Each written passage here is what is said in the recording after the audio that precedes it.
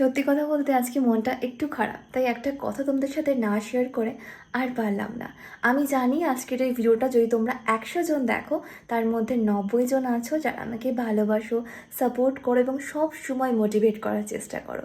কিন্তু গোটা কয়েকজন আছে, তার মধ্যে থেকে 1-2 জন আমাকে বলেছে যে তা এত সাজগোজ করো, এত ভালো মন্দ খাও, তা ঘর তোরটাকে একটু পরিষ্কার করে রাখতে পারো না? তাদের উদ্দেশ্যে আমি একটা কথাই বলবো, যারা যে ঘরে থাকে তারা কিন্তু সবসময় চায় যে ঘর দোরটাকে পরিষ্কার পরিচ্ছন্ন করেই রাখতে, কিন্তু দেখতে হবে যে তার পরিস্থিতিটা কীরকম। আমার যদি পরিস্থিতি সেরকমই থাকবে, তাহলে সিঁড়িতে এরকমভাবে দড়ি টানিয়ে জামা কাপড়গুলো রাখতাম না, বা জল খাওয়ার ড্রামটাও ওখানে নামিয়ে রাখতাম না।